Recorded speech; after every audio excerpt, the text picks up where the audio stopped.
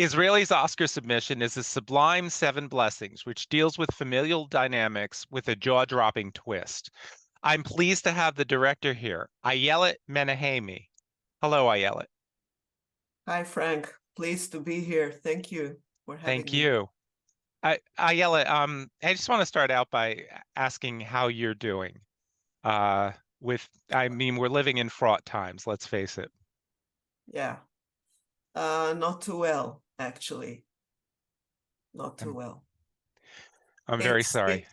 it the mere having to deal with campaigning a film to the international film entry in the Oscars and being in the country with what's happening there now is uh, totally, it's just a contradiction as it is. So I don't know. Uh, I'm kind of, half, cut in half. I can only imagine. I mean, I can't imagine. So, uh, my heart goes out to you. Thank you. Thank you. Yeah, let's talk about this absolutely wonderful film. I want to start out. Okay, this idea of gifting one of your children to a sibling, it might seem a bit mind-boggling to many people, It's, but it was it is. actually a Moroccan Jewish custom. Can you explain a little bit about that and how the screenplay came to be written? Because I know it was written by two of the actors in the film. Yeah, two of the actresses, they are also the writers. And I came in quite late into the whole project. And I didn't know, of course, about this phenomena, and they didn't know about it too, because it was actually happening. They are second cousins. Reymonde Amsallem, who plays the main role, and Eleanor Sella, who plays her sister.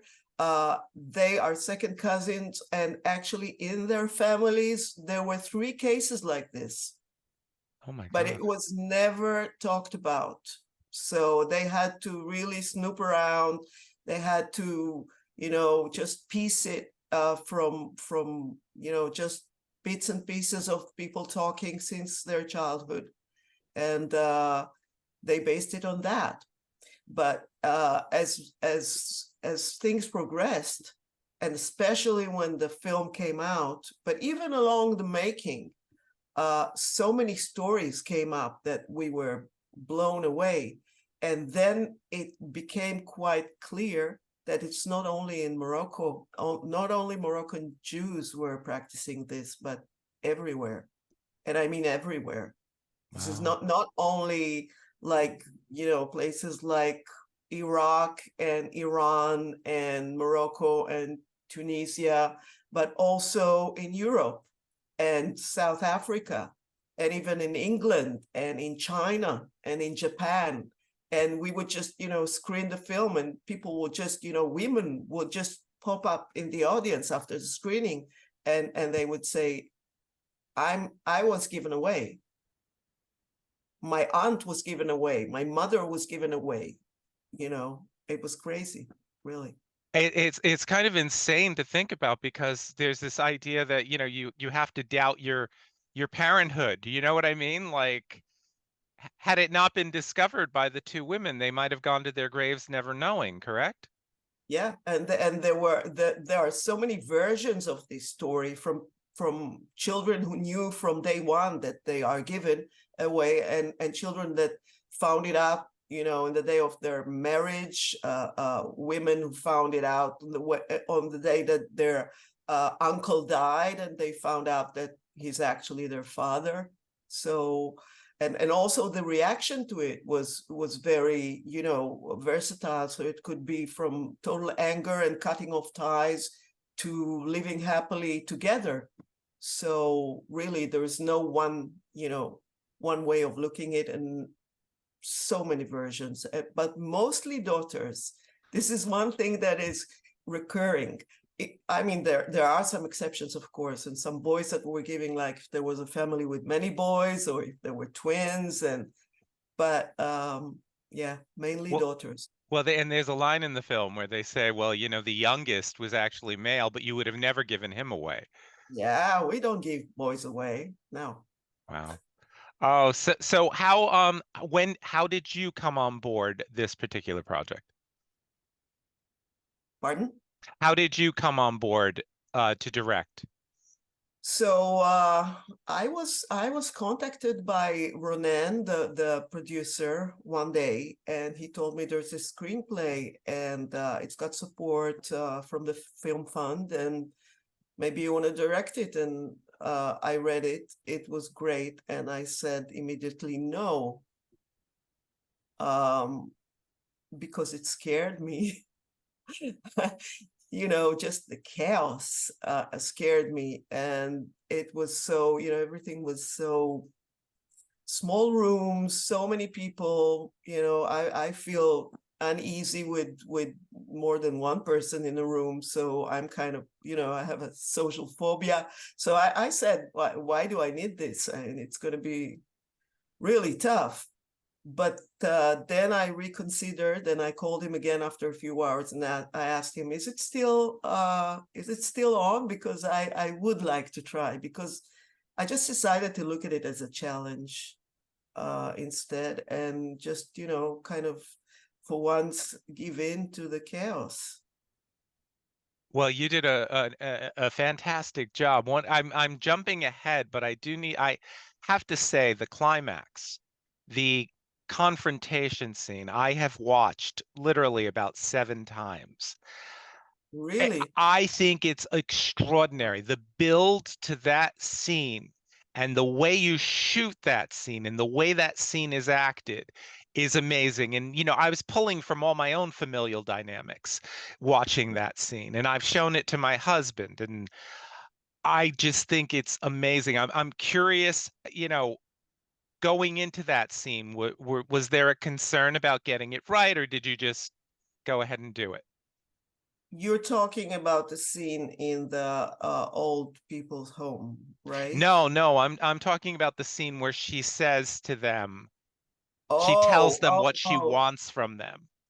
oh my. Yeah, yeah, yeah. Okay, well, that's wow. Mm. That Reymonde insisted on doing the whole monologue in Moroccan, and we all said no, no, do it in Hebrew, because there's something very artificial switching to Moroccan when you have like the big monologue. We were afraid that it wouldn't be authentic, and she said no, no, no, she has to. I mean, the character, she doesn't speak her mother language, although she knows it, but she's been living in France for years, and she's been before that she was living in Israel. They immigrated to Israel, so going back to her childhood language would be just too far-fetched. But when I went to her house, when we were doing the rehearsals, and I was sitting with her and we were rehearsing the scene, and then she got to that monologue, and suddenly, out of the blue, she gets it out all in pure, perfect Moroccan, which she was preparing without telling me before. She was working with the coach on that without telling me. And when she did that, both of us were the only ones in the room. And she was doing the whole thing, just screaming, spitting it out in Moroccan. And it was so mind-blowing that I said, okay, I'm totally wrong. Do it like that, because it was just the thing. She was so right.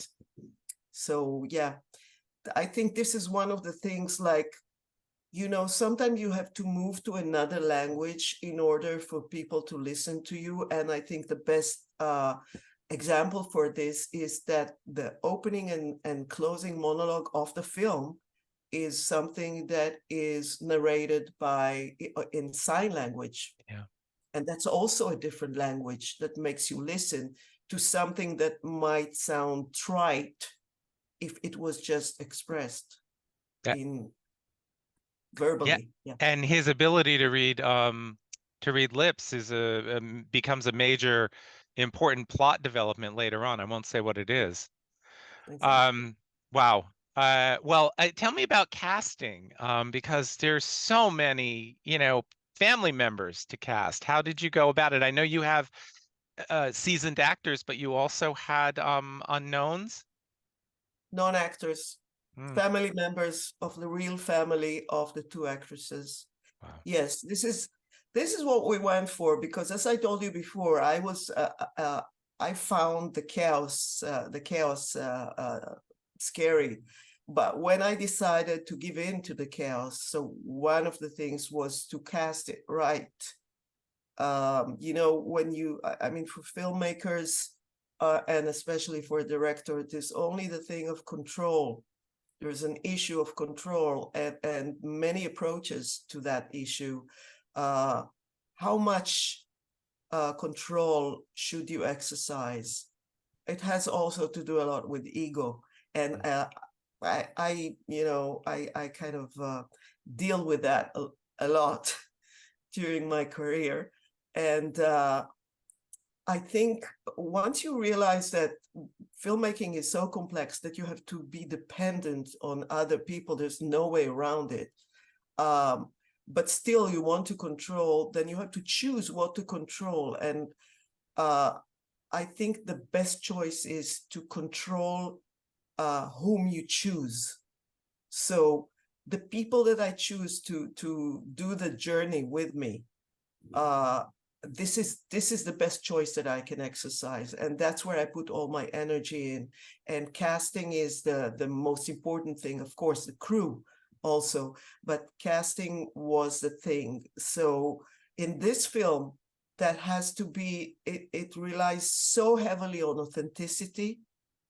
We had to back up the professional actors with non-professional actors that were actually more professional, in the sense that they knew exactly what happens in these family situations because they are part of that family, you see.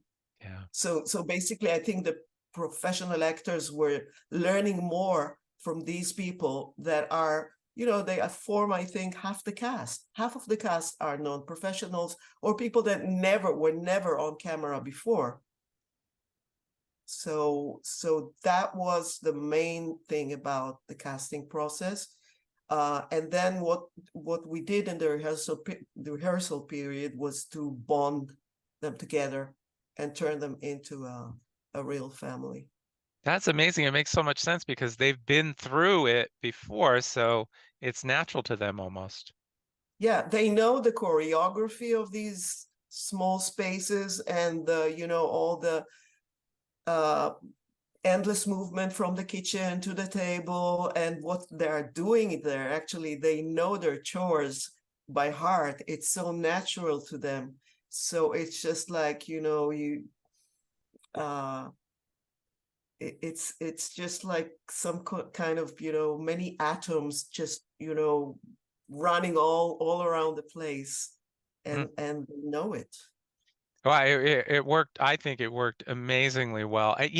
For me, one of the themes, the inability to be empathetic, is all over this film. And we know that just, being in families, they don't want to understand Marie's anger and heartache.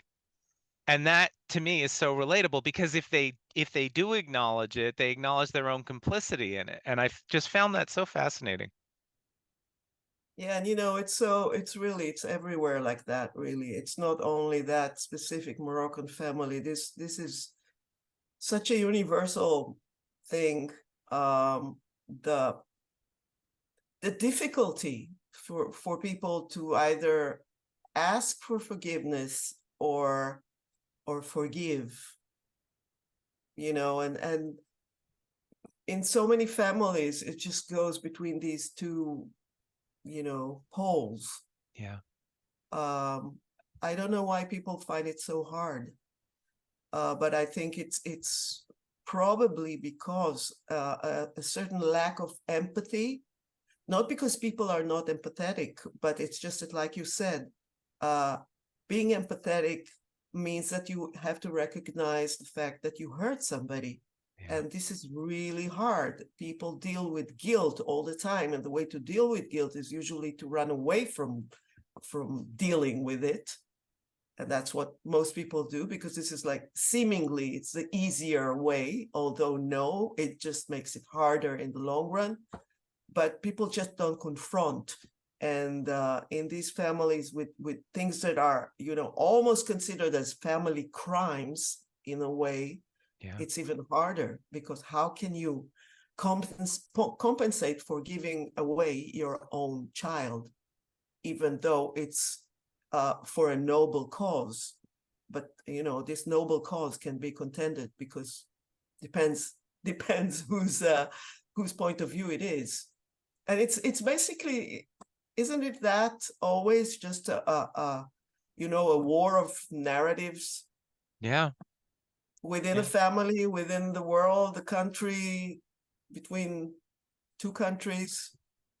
Always, this is the thing, not really trying to understand, but more just trying to enforce your narrative, in order Exactly. to feel better. Yeah, no, that's exactly it. And because it's the one you know better and because it's safer. Yeah, exactly. Yeah. Exactly. Um, Yeah. so how long was the shoot? 20 days. You did all of that in wow. Okay. Now, Frank, this is Israel. We have no money to make movies, so we do with what we can.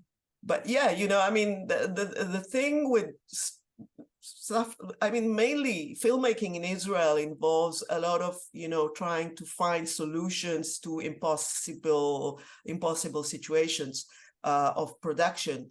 So for me, it was just insisting that we'll have so many rehearsals before, and so many gatherings and bonding, that once we were already on set, we knew exactly what to do.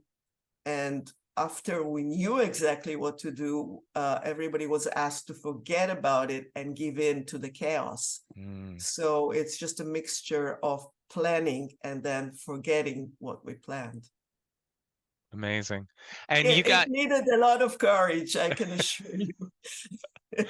well, the end result, you guys swept the Ophir Awards, including Best Film and Best Director. That's pretty amazing, right? Yeah, it was pretty amazing for 30 days, but because it was around September 7th, and then October 7th happened, and Yeah. uh, Yeah, then it, things yeah. changed Well, I want to totally. ask you, Israel has never won in the international category, and yet it's been nominated more times than any other country, 10 times without a win. Um, How it, so? come again? How so? Is this what you're asking? Yeah, I want I'm to ask, asking. yeah, I want to ask what your thoughts are on why that is the case, and if you received a nomination, even with everything going on, what would it mean? Wow. Well, this is a big question, Frank. I don't know what to think, because I don't really know what's happening. Our first reaction when everything happened in Israel in October was to just drop the campaign altogether. Yeah. Naturally, for a few weeks, I would say we even forgot we had the film. It was just 30 days in the cinemas, in the theaters. It was a huge box office success, a huge critical success, and it was cut with an axe. So after maybe 2 or 3 weeks, we were actually, funnily enough, we were prompted to continue by um, refugees from the South Mm, that we visited as the cast of the film in one of the hotels they were staying in the center of Israel, and they said, go go, just go, continue the campaign, try for it, just, bring us an Oscar if you can. Yeah. We just kind of woke up and said, okay, maybe we should do it. But to tell you the truth, I don't know. I mean, I don't know why it was nominated so many times in the past and nothing happened. And I don't know what will happen now. I doubt that. Okay, well, I don't know. This is like politics, right? I shouldn't really get into it. Talking to you, we should talk only about filmmaking, uh, Yeah, which but the is the politics is it's a part of it. It's a part of it. And I'm afraid in these times, I'm afraid it's kind of inseparable. So I don't know what to think, and I don't want to think. I just decided that we're gonna say to ourselves eventually, no matter what happens, we're gonna say that we tried our best, and we're really bringing a film that is not political, and it's totally, talking about human nature and humanity in general, and about what people can do to one another and how they can reconcile, even after the most terrible crimes. I'm not sure about that anymore, but at least it's some sort of a compass to the fact that we're all one big family, just like in the movie. Basically, we're one big family with so many complexities and different point of views, and this you can't really keep on being a family if you keep on quarreling. But I guess this is just too basic of a message to something that is so complex now. So I'll just shut up. I think that was a really thoughtful answer, Eyelet. I really do. I want to thank you for sitting down with me. I want to thank you for gifting us this film. I think it's a remarkable film. I hope it opens here in the United States. Any word on that, or do you guys have a distributor? No. Not yet. Well, Not yet. well, you should. So, Thank you uh, so much. Thank you so much for liking our film. yeah, Really very, very much. I really, really did. honored. I wish you all the best with it. And as far as everything else, there are no words. There are just no words. Thank you. Thank you.